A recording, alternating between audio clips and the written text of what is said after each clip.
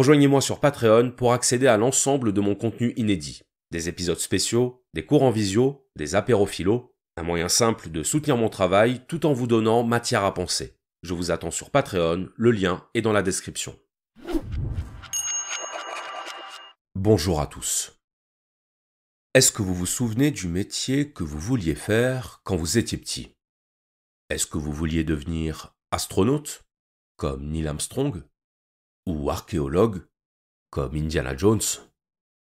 Est-ce que vous vouliez devenir maîtresse d'école, comme votre propre maîtresse d'école, ou footballeur professionnel, comme Zidane? Essayez de vous souvenir. Et surtout, essayez de vous souvenir pourquoi vous aviez ce désir. C'est pas évident. Déjà parce que l'enfance, c'est loin. On ne se souvient pas toujours de ce qu'on voulait quand on était petit. L'adulte a tendance à reconstruire les souvenirs de son enfance. Et puis c'est pas évident non plus parce que quand on désire quelque chose, on n'est pas forcément conscient de pourquoi on le désire. On n'est pas forcément conscient de l'origine de nos désirs. À tel point qu'on s'imagine, la plupart du temps, que nos désirs nous sont propres. Qu'ils nous sont propres, c'est-à-dire qu'ils n'ont pas été influencés, qu'ils n'ont pas été modélisés par d'autres que nous-mêmes. On s'imagine que notre désir, c'est quelque chose de spontané, que ça nous est personnel, que ça nous est intime, que le désir relève de notre pure subjectivité. Eh bien ça, pour quelqu'un comme René Girard, c'est un mensonge. Ce qu'il appelle un mensonge romantique. Pourquoi romantique? Parce que le romantisme, c'est un mouvement artistique qui repose sur la valorisation du moi, sur l'exaltation du moi. L'emblème du romantisme, c'est le tableau de Friedrich, le voyageur contemplant une mer de nuages. Un homme seul, au sommet de sa montagne, autant dire au-dessus du monde, au-dessus de la masse, au-dessus du troupeau, au-dessus du conformisme social. L'homme romantique est celui qui se croit unique, original, et qui croit avoir des désirs uniques et originaux. Il veut se persuader que ces désirs ne sont pas influencés par les autres, qu'ils ne sont pas empruntés aux autres. Eh bien, ça, pour René Girard, c'est une illusion. La réalité, c'est que le désir est un phénomène mimétique. C'est un phénomène imitatif. Pour le dire clairement, on désire ce que les autres désirent, ou on désire ce que les autres ont. Désirer, c'est imiter. Et donc ce qu'il faut remarquer, c'est que cette idée, elle s'oppose frontalement à la représentation commune du désir. La représentation commune du désir, c'est de croire que le désir est une relation directe entre le sujet désirant et l'objet désiré, que c'est une ligne droite entre le sujet et l'objet. Ce que nous dit René Girard, c'est qu'en réalité, le désir n'est pas une ligne droite, c'est un triangle. Ce n'est pas une relation directe, c'est une relation médiatisée. C'est une relation triangulaire composée premièrement du sujet désirant, deuxièmement de l'objet désiré, troisièmement, et pour ainsi dire au-dessus des deux autres, ce que René Girard appelle un médiateur. Média, ça veut dire milieu en latin. Médiateur, médiatrice, médiation, c'est l'idée de quelque chose qui s'intercale entre le sujet et l'objet. Autrement dit, nous ne désirons une chose que pour autant que cette chose est soit déjà possédée, soit déjà désirée par quelqu'un d'autre. Ou nous ne désirons une chose que pour autant que nous imaginons que cette chose est déjà possédée ou déjà désirée. Il n'y a pas besoin que la chose soit réellement désirée par quelqu'un d'autre pour qu'on se mette à la désirer. Il suffit qu'on le croie. Il suffit qu'on se représente l'autre comme désirant quelque chose pour que ça déclenche en nous le désir de le posséder aussi. C'est le syndrome du restaurant vide versus le restaurant plein. Vous sortez en ville avec votre bien-aimé, vous cherchez un endroit où manger. Devant vous, deux restaurants. Dans le premier, il n'y a personne. Dans le deuxième, c'est rempli. Qu'est-ce que vous faites? Vous entrez dans le deuxième. Alors, pas tout le monde. Je sais que parmi vous, il y en a qui vont me dire, moi, je préfère quand c'est calme. Donc je rentre dans le restaurant où il n'y a personne. Ok. Mais sauf que les gens qui sont dans le restaurant plein, ils sont la preuve par l'exemple qu'entre un endroit fréquenté et un endroit non fréquenté, c'est l'endroit fréquenté qui remporte la mise. On est attiré par l'endroit fréquenté. Eh bien ça, c'est l'illustration du fait que notre désir est toujours influencé par le désir des autres. Autrement dit, que le désir est un phénomène mimétique. Alors avant d'aller plus loin, René Girard, c'est quelqu'un, je pense, que vous connaissez surtout pour une autre de ses théories, la théorie du bouc émissaire. Et alors il faut savoir qu'au départ, je comptais faire un épisode sur la théorie du bouc émissaire, et puis au bout de quelques jours de travail, je me suis rendu compte que parler du bouc émissaire sans avoir préalablement parlé du désir mimétique, c'était pas forcément judicieux. Parce qu'en réalité, l'un découle de l'autre. La théorie du bouc émissaire découle de la théorie du désir mimétique. Alors, ça peut sembler étrange. On peut se demander, quel rapport? Eh bien, il y a un rapport direct même. Donc ce que je vous propose, c'est qu'aujourd'hui, on parle du désir mimétique, et si vous voulez qu'on parle du bouc émissaire dans un prochain épisode, dites-le moi en commentaire. Et d'ailleurs, si vous êtes suffisamment nombreux à me le demander, ce sera l'occasion de vérifier que le désir est effectivement un phénomène mimétique. Donc justement, sur le désir mimétique, l'ouvrage de référence sur lequel je vais essentiellement m'appuyer aujourd'hui, c'est Mensonges romantiques et vérités romanesques, un livre de René Girard publié en 1961. Et donc le peu que j'ai dit en introduction donne déjà quelques indices sur la signification du titre. Parce que c'est toujours mieux de comprendre le titre pour pouvoir comprendre le propos du livre. Ce que René Girard appelle le mensonge romantique, c'est le mensonge qui fait du désir une relation directe entre un sujet et un objet. C'est le mensonge qui fait du désir une relation linéaire. Tandis que la vérité romanesque, c'est la vérité comprise par les grands romanciers, selon laquelle le désir est une relation triangulaire. Alors pourquoi est-ce que je parle des grands romanciers? Parce que c'est la méthodologie adoptée par René Girard pour vérifier sa théorie. René Girard part du roman, parce qu'il considère que le roman est un révélateur de la réalité humaine.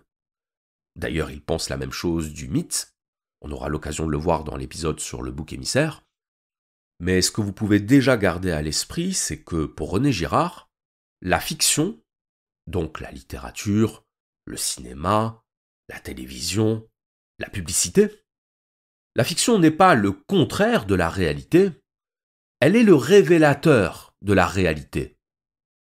Vous savez, il y a une tendance dans les milieux intellectuels à dénigrer le fictionnel au profit du conceptuel. C'est une erreur. Le fictionnel renferme le conceptuel. Dire c'est de la fiction, donc c'est pas de la pensée, c'est de la fiction, donc ce n'est pas intellectuellement sérieux, c'est ne pas comprendre ce qui se joue dans la fiction. Et ce qui se joue, c'est le dévoilement de ce qui se dissimule dans la réalité. La fiction révèle ce que nous sommes, ce qui nous anime, ce qui nous touche, ce qui nous obsède. Donc René Girard pense qu'il faut prendre la fiction au sérieux. Et c'est ce qui fait que dans son livre, il va s'appuyer sur les grands romans de la littérature moderne, sur Don Quichotte, sur Madame Bovary, sur Le Rouge et le Noir, pour montrer que les grands romanciers avaient compris quelque chose d'essentiel sur la nature du désir, à savoir que le désir est un phénomène mimétique. Alors on va commencer tout de suite par le premier exemple, celui par lequel René Girard introduit sa réflexion, l'exemple de Don Quichotte. Don Quichotte est un chevalier. Alors, un chevalier comique, un chevalier parodique, mais un chevalier quand même. Et la question qui se pose, c'est pourquoi Don Quichotte a-t-il eu le désir de devenir chevalier? D'où ça lui vient? Eh bien, ça vient tout simplement du fait que Don Quichotte est passionné par les romans de chevalerie. C'est aussi simple que ça. Il a voulu devenir chevalier parce qu'il était fan de chevalerie. Le mot fan, c'est moi qui l'utilise, ce n'est pas René Girard, mais c'est un mot qui met précisément le doigt sur ce qui se joue dans le désir. L'imitation d'un modèle. Tout à l'heure, je vous disais, le désir est un triangle. Sujet, objet, et entre les deux, médiateur. Eh bien, le médiateur, Girard l'appelle également le modèle. Or, qu'est-ce qu'un modèle? C'est quelque chose ou c'est quelqu'un dont on s'inspire, à qui on veut ressembler. C'est quelqu'un qu'on admire et qui fait que notre admiration pour lui se convertit en motivation pour lui ressembler. Pourquoi pensez-vous que les entrepreneurs conseillent de lire les biographies des gens qui ont réussi? Parce qu'ils savent qu'on a besoin de modèles. Parce qu'ils savent que plus on admire quelqu'un, plus ça donne envie de marcher dans son sillage. L'être humain fonctionne comme ça. Il a besoin de modèles. Il a besoin de médiateurs du désir. Donc Don Quichotte est fan de chevalerie. Il est notamment fan d'un grand chevalier de la littérature qui s'appelle Amadis de Gaule. Amadis de Gaule, c'est un petit peu le roi Arthur des Espagnols, ou le Lancelot du Lac des Espagnols. Donc personnage fictif, mais personnage fictif qui inspire des désirs bien réels. Le désir de rendre justice, le désir de sauver la veuve et l'orphelin, le désir d'être un héros. Donc Don Quichotte va modéliser son désir, littéralement. Modéliser son désir, c'est-à-dire le mouler sur son modèle. Il va modéliser son désir sur Amadis pour devenir lui-même porteur de ses caractéristiques. Pour lui emprunter ce qui fait de lui un héros. Lui emprunter son prestige. Lui emprunter son aura. Pour que l'admiration qu'il porte à Amadis devienne l'admiration que les autres lui portent. Et ça, évidemment, Don Quichotte ne s'en rend pas compte. Il ne se rend pas compte qu'en cherchant à imiter Amadis, ce qu'il cherche en réalité, c'est à devenir Amadis. C'est à s'approprier ses qualités, pour devenir lui aussi un objet d'admiration. Le sujet désirant se dissimule toujours à lui-même les raisons profondes pour lesquelles il désire. Parce que dire « je veux ressembler à un tel », je veux ressembler à Amadis, je veux ressembler à un héros ou à un grand personnage, c'est reconnaître qu'il nous manque quelque chose. C'est reconnaître une insuffisance d'être. Et donc le besoin de combler cette insuffisance d'être par l'emprunt des qualités d'un autre. Avoir un modèle, c'est génial. Mais avoir un modèle, c'est ne pas être soi-même un modèle. Donc c'est se placer dans une position subalterne par rapport à son modèle. Avoir un modèle, assumer d'avoir un modèle, c'est reconnaître son infériorité. Voilà pourquoi, nous dit René Girard, le désir est essentiellement recouvrement. Il est essentiellement mensonge. Parce qu'il est dissimulation de sa nature mimétique. On reviendra là-dessus tout à l'heure. Donc en gros, si on résume, Don Quichotte désire être un chevalier, et en tant que chevalier, ce qu'il désire, c'est accomplir des exploits de chevalier. Des exploits avec tout ce que ça comporte. La reconnaissance, l'admiration, la gratification d'œuvrer pour le bien. Tout ça, c'est l'objet du désir. Mais dans cette quête chevaleresque, Don Quichotte a un modèle, il a un médiateur de son désir, qui est Amadis de Gaule, qu'il va chercher à imiter. Et en cela, Amadis représente ce que Don Quichotte désire être, au-delà de ce qu'il désire avoir. Don Quichotte ne désire devenir chevalier que pour ressembler à Amadis, que pour absorber son identité. On continue. Madame Bovary. Madame Bovary, roman de Gustave Flaubert. De quoi ça nous parle?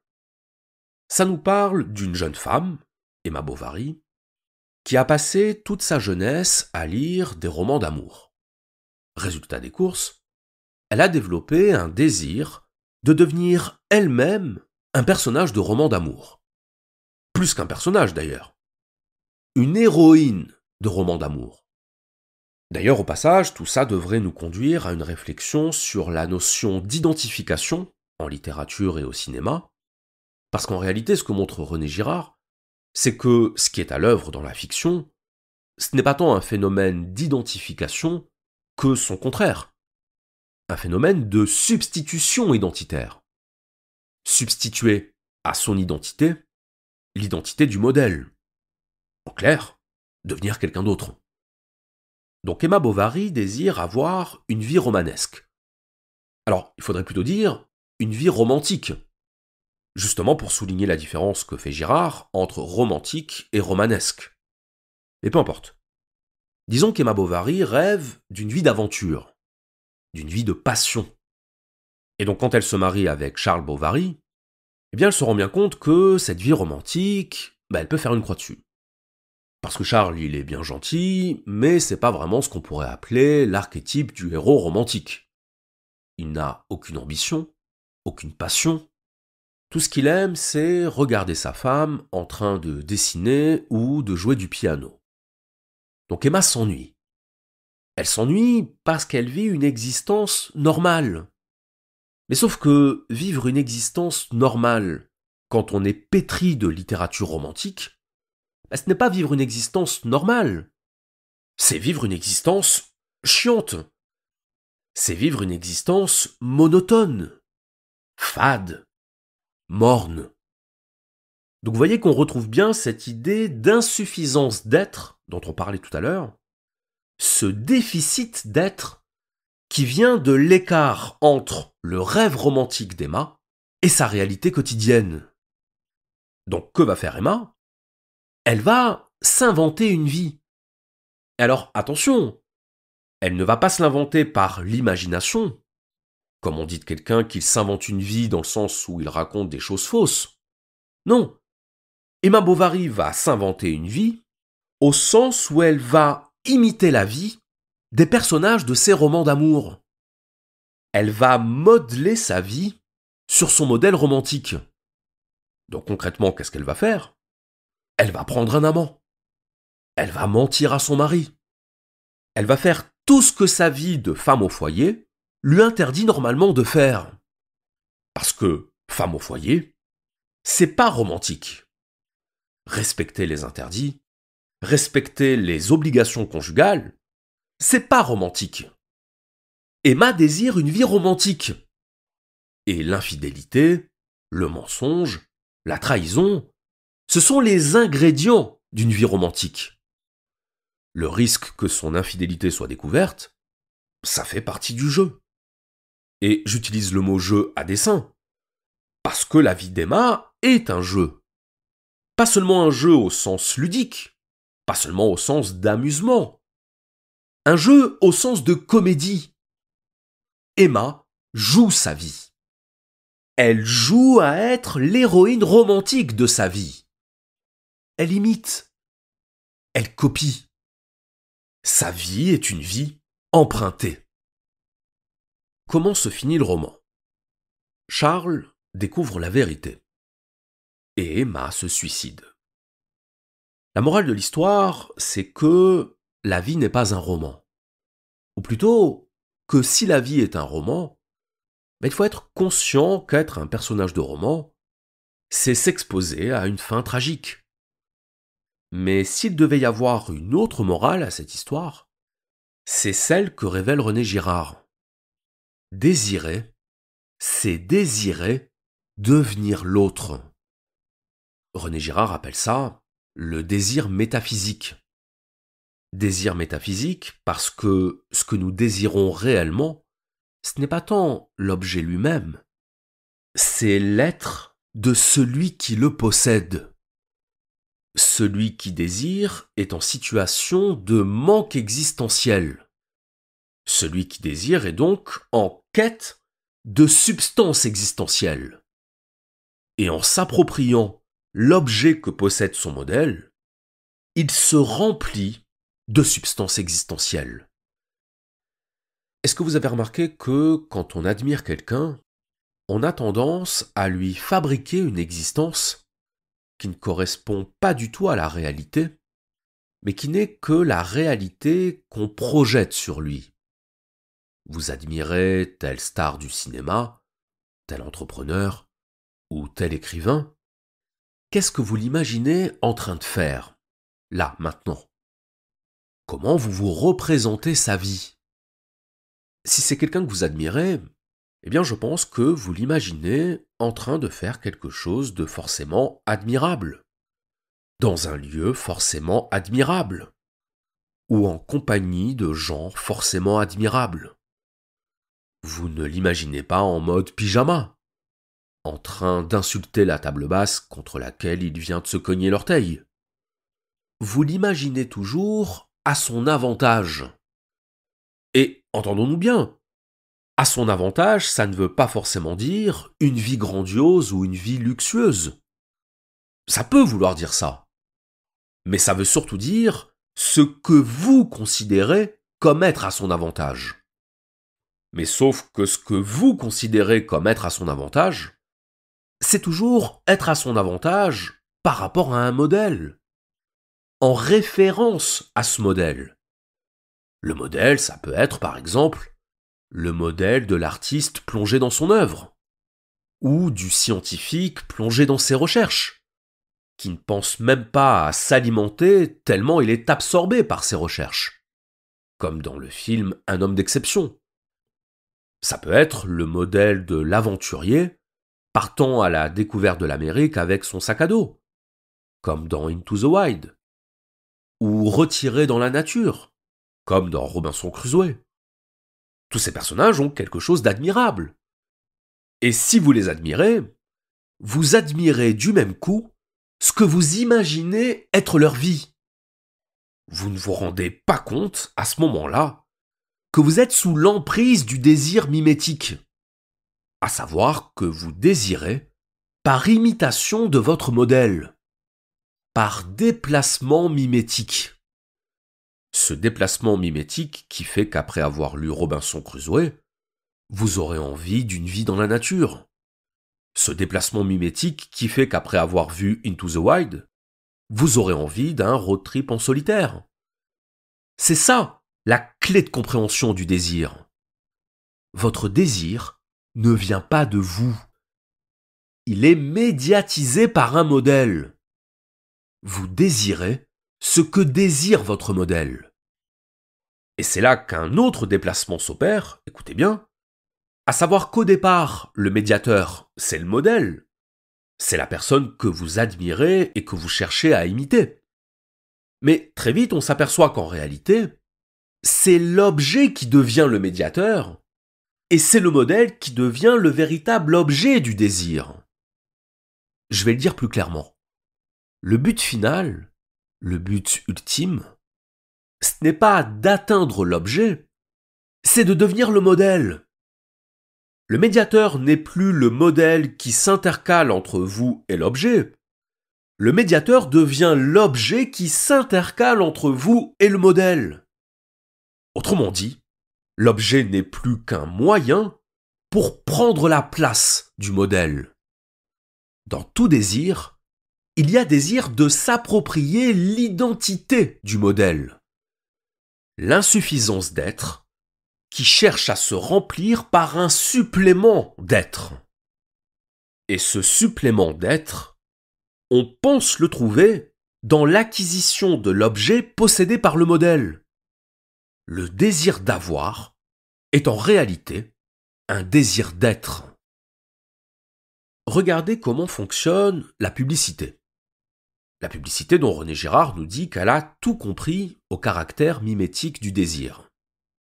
Qu'est-ce que nous vend la publicité? Un produit? Non. Parce que si la publicité nous vendait un produit, elle nous parlerait de ce produit. Elle nous présenterait le produit. Elle nous donnerait des informations techniques sur le produit. Or, la publicité ne fait pas ça. Ce que fait la publicité, c'est qu'elle crée un imaginaire, elle crée un mode de vie, la fameuse substance existentielle, que le produit est censé vous permettre d'atteindre. C'est ça, la promesse de la publicité. Avec ce produit, vous augmenterez votre substance existentielle. Parce que vous deviendrez le personnage principal de l'univers mis en scène par la publicité. Si vous achetez cette voiture, vous deviendrez un aventurier solitaire, sillonnant les routes ensoleillées du Grand Canyon. Si vous achetez ce pot de pâte à tartiner, vous deviendrez un parent modèle, avec une famille modèle, prenant un petit déjeuner modèle. Et si vous achetez ce parfum, vous deviendrez Johnny Depp. La classe. L'erreur serait de croire que la publicité nous vend un produit. Non. La publicité nous vend un modèle existentiel. Et donc ce modèle qui, au départ, s'intercale entre vous et le produit, il devient finalement le but à atteindre. Et c'est alors le produit qui devient le médiateur, autrement dit qui devient le moyen d'atteindre ce modèle existentiel. Inversion de la fin et du moyen. Inversion de la fin et du moyen et oubli de la fin dans le moyen. C'est pour ça que le fameux discours « moi, la publicité, ça m'influence pas », c'est le discours de quelqu'un qui n'a pas compris le principe de la publicité. C'est le discours de quelqu'un qui croit naïvement que quand vous voyez un produit, vous voyez un produit. Non. Vous voyez un modèle de vie. Vous voyez ce que vous pourriez devenir. On critique le marketing, mais le marketing a compris mieux que nous ce que nous sommes. Le marketing a compris ce que nous-mêmes n'avons pas compris, à savoir que le désir est mimétique. C'est peut-être d'ailleurs pour ça que nous lui en voulons au marketing. Parce qu'on sait qu'il a raison. Et que, qu'on le veuille ou non, ça fonctionne. On ne critiquerait pas les techniques de manipulation psychologique utilisées dans la publicité si ces techniques de manipulation psychologique n'étaient pas efficaces. Ce que prouve la publicité, c'est qu'un désir est manipulable. C'est qu'on peut faire naître un désir, qu'on peut le créer. Si le désir n'était qu'une impulsion interne, si le désir relevait effectivement de la pure subjectivité, la publicité n'existerait pas. La mode n'existerait pas. C'est quoi une mode ? Une mode, c'est quand, soudainement, une nouveauté apparaît. Donc une singularité. Et c'est quand cette singularité va être rejointe, va être adoptée, par une masse croissante d'individus qui croient à la singularité de leur désir. Il est rare qu'on dise « je porte ça parce que c'est la mode » ou « je porte ça parce que j'ai vu d'autres gens porter ça ». Non, on se persuade que le désir vient de nous. La mode, ce sont des individus qui se mettent collectivement d'accord pour croire aux mensonges romantiques. Ce sont des individus qui font tout pour ne pas voir que ce qu'ils désirent, ils le désirent parce que d'autres le désirent. Interdépendance des sujets désirants. Bulle d'interdépendance qui relie chacun à chacun dans la communion mensongère du désir spontané. Et c'est là qu'apparaît un grand paradoxe, écoutez bien. Le désir de distinction, le désir d'originalité, est une modalité du désir mimétique. Le désir de différenciation relève lui-même de l'imitation. Quoi de plus commun que de se croire unique ? Quoi de plus commun que de se prétendre au-dessus de la masse ? On en arrive donc à cette observation que c'est dans le désir conscient de distinction que s'accomplit de la manière la plus efficace le désir inconscient d'imitation. Le désir de distinction n'est pas ce qui met en échec la théorie du désir mimétique, il en est la confirmation. René Girard prend un exemple, l'exemple du snobisme. C'est quoi le snobisme? C'est le fait d'emprunter des attitudes et des réflexes de pensée à une caste considérée comme intellectuellement supérieure. Or, il n'y a pas plus soumis au mimétisme, nous dit René Girard, il n'y a pas plus en insuffisance d'être que le snob. Parce que ce qui caractérise le snob, c'est de vouloir en être. Vouloir en être, ça veut dire vouloir devenir membre d'un groupe, membre d'un club. En l'occurrence, le club des gens cultivés, le club des gens raffinés, des gens qui savent. Donc le snob imite ce qu'il croit être l'attitude de ceux qu'il croit être les hommes supérieurs. Je fais exprès de répéter le verbe croire, justement pour souligner le fait que c'est d'abord une affaire d'imagination. C'est dans sa tête. Donc le snob imite. Il imite cette caricature de supériorité qui consiste, par exemple, à dénigrer tout ce qui est populaire, à faire étalage de ses connaissances, à faire preuve de condescendance, parce qu'il a besoin de prouver et de se prouver qu'il appartient à l'élite. Et là où le snob est victime de l'illusion romantique, doublement victime même, c'est premièrement parce qu'il ne se rend pas compte que son snobisme est en réalité un snobisme emprunté, c'est-à-dire mimétique. Le snob se dissimule à lui-même le fait qu'il veuille ressembler aux gens qu'il admire.